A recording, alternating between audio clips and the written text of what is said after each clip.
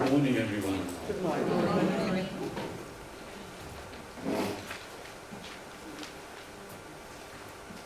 My sharing this morning is entitled Blessed with Hunger.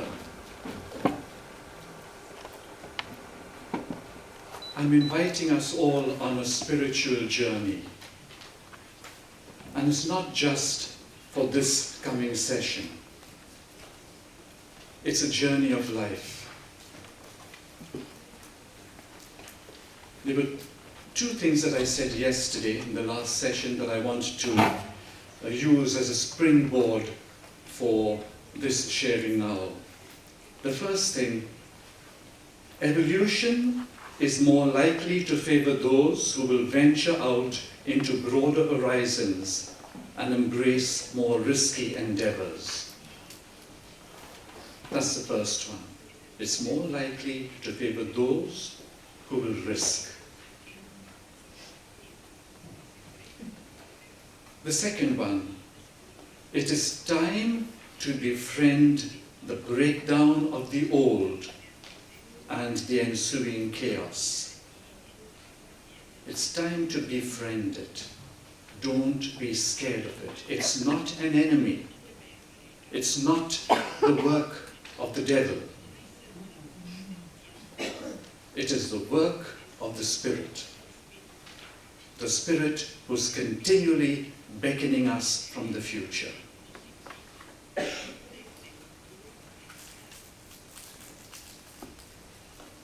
The BBC Discovery programme, Nature's Great Events, one of them was the Great Salmon Run, S-A-L-M-O-N, the fish, the Great Salmon Run.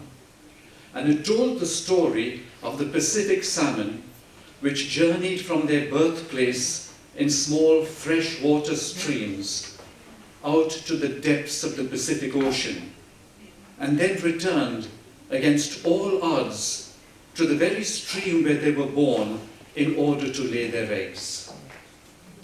Only 1 in 2,000 salmon make it back to do their spawning successfully.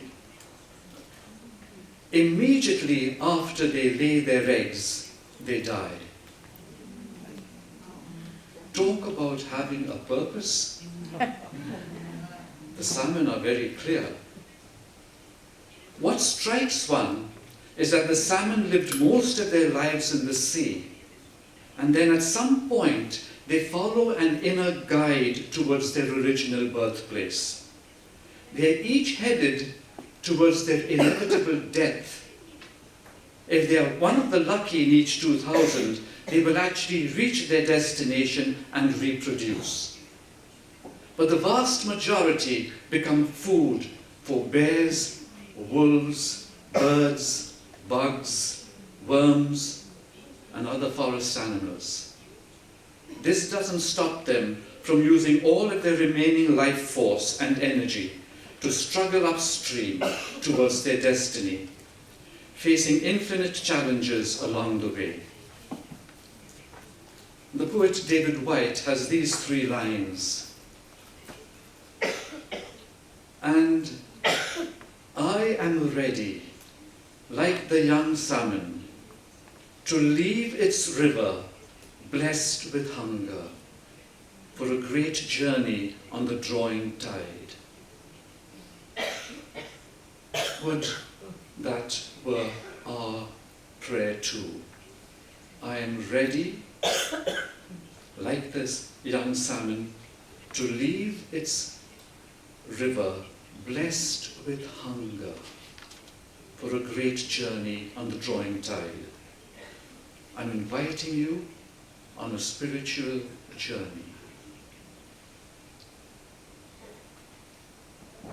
It is only when we sit down to contemplate all the ways in which we are lost, all the ways in which we have put ourselves in exile, all the ways we feel disconnected from our world, only then can we reconnect with it. Only then can we be carried out on the current of the true journey of our lives, the journey that would also bring us home. And so during this session, I want to share some thoughts on going on the journey we have to go in order to become the sort of people we were meant to become. This often involves living on the edge. Morgan Freeman, not the actor, says, if you're not living on the edge, you may be occupying too much space. The prophets lived on the edge. They lived on the edge of Judaism. So many of us are hanging on to our church by our fingernails. We are living on the edge of our church. John the Baptist lived on the edge. He went out to the edge along the Jordan, the other side of the Jordan. Francis of Assisi lived on the edge, moved away from the main city, went down into the forest. My own founder in the city of Waterford, a big successful businessman, he set up his little school outside the city walls. Life that is a threat to empire is always on the edge. Here is Rudyard Kipling, the English poet. In a poem, The Explorer, he writes, "There's no sense in going further, it's the edge of cultivation. So they said, and I believed it, broke my land and sowed my crop, built my barns and strung my fences in the little border station, tucked away below the foothills where the trails run out and stop. Till a voice as bad as conscience rang interminable changes, on one everlasting whisper day and night repeated so, something hidden, go and find it. Go and look beyond the ranges. Something lost behind the ranges, lost and waiting for you. Go." And an Australian poet, Noel Davis, the poem At the Edge, speaks about, I'm not going to read the whole poem, you have a look at it yourself when you get the text, but he speaks about us moving to the edge from being very comfortable. Something in us moves us to the edge. We want to risk. But then in a very short time, we are such strange creatures, we human beings, that we make that edge our niche. Nice little nest. And then one day we wake up and realize what we have done, and we start going out to the edge again. Being at the edge is being on the verge of something happening. A birth, or a death, or a birth and a death. The edge can be a scary place. And Alice Walker writes, "You have to go to the places that scare you so that you can see." What do you really believe? Who are you really? Are you prepared to take this all the way to wherever the truth leads you and accept that you have to figure out different ways of confronting reality? Every founder of a religious congregation had to do this. Follow the truth to wherever it led them. I believe that for leadership, this is the big challenge. Follow the truth wherever it leads you. And usually it leads you to scary places. But I'll also say something else here. If Everything that is happening inside you, you become aware of. And if it's coming out of that experience of God, there is no real risk. People may say it's risky. You see it as natural. You see it as inevitable. It's the only thing you can do. If you want to have a life that is worth living, a life that expresses your deepest feelings and emotions and cares and dreams, you have to fight for it. You have to go wherever you need to go, and you have to be wherever you need to be, and place yourself there against the forces that will distort you and destroy you. Recently, I saw a film, a Hindi film. It was called PK. Actually, the two letters P and K. It tells the story of an alien who lands on Earth and how that alien gets on. Within a few hours of his landing, he has the amulet he wears, which is also the remote control to recall his spaceship. He has that stolen. You say, oh my gosh, all you tourists, beware of India. The rest of the film deals with his attempts to get it back. Everywhere he goes, he's told that only God can help him. It's stolen when he's out in the desert. He leaves the desert and comes into the city, into Delhi. And he goes to the police station and he asks for the amulet and they say, where's it stolen? He says, in the desert. They come to us in Delhi because it was stolen in the desert. We can't help you. And he said, who'll help me? They said, only God can help you. So what does he do? Unfortunately, he's fallen into the wrong place because in India we have so many gods. So he goes from one god to the next, to the next, to the next. And he begins to realize that actually this whole understanding of God is being manipulated by the clerical class, the priestly class, the godmen around. And they're getting wealthy on the superstitious belief and fear of people. He is befriended by a woman journalist who eventually helps him track down the amulet. And it's in the care of one of these big god men. Now she's a woman journalist, she works at the TV station, she organizes a public screening of a debate between himself, this guy, and the god man. And the god man says to him, you know, it's easy for you to make fun of our gods, but you see all these poor people, they get encouragement for their lives and support for their lives in believing in these gods. And the difficulty of their lives is sort of made easy because they pray to these gods. You want to take it away? And he says, no, you're right. I also want a God. He says, but the problem is, which God do I trust? You say God is one.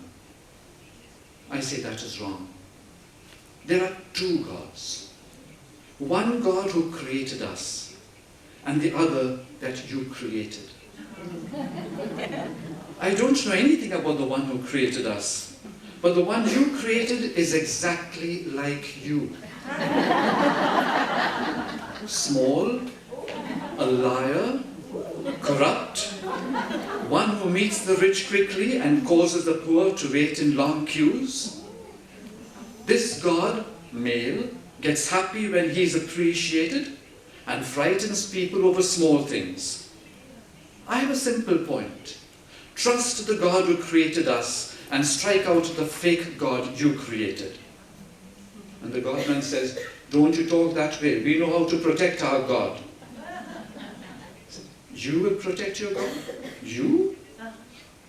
This planet is a small one. Remember, he's an alien. There are millions of bigger planets out there in space. And you are sitting in this small planet, in a small city, in a small town, in a small room, talking about protecting God, the one who created all of this. This God doesn't need your protection. He can protect himself real good. And then he says, today somebody tried to protect their God and my friend died. It was a terrorist attack. Only this shoe is left of my friend. Stop protecting your gods, or else on this planet only shoes will be left, no humans. Now it's a half humorous, seesaw, but powerful story. And it's so true. All people who invest strongly in religion want to protect their God without realizing the only God they're trying to protect is a God of their creating. It's their understanding of God that they're trying to protect. We take a slice of truth, the small truth that we have discovered about God, and we make it the whole truth. Vincent van Gogh once said, "To believe in God for me is to feel that there is a God, not a dead one or a stuffed one, but a living one. When I have a terrible need of, shall I say the word, religion, then I go out and paint the stars." So why am I saying all this? What am I inviting you to?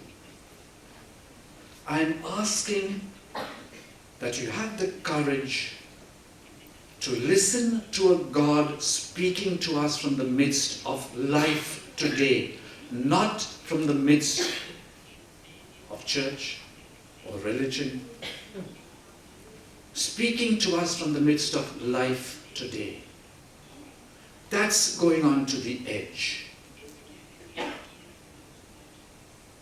It's a terribly hard thing to do, especially for religious, especially for those of us who spent 30, 40, 50, 60 years in religious life. Terribly hard. It's become ingrained in us, and we want to protect our God. Not realizing that God who's walking with us the whole time has moved on. The train has left the station and we're still there.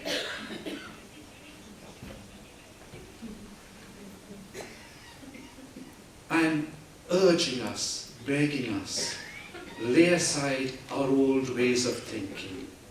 Trust the word that is being spoken in the midst of life. See a new world unfolding. Open our hearts and minds to this message. If you cannot do that, you will be yesterday's people, irrelevant to today's world. The East German dissident Rudolf Barrow wrote, "When the forms of an old culture are dying, the new culture is created by a few people who are not afraid to be insecure." The church needs a conversion without precedent, a new heart that will generate faith in Jesus Christ in a new way in our modern society.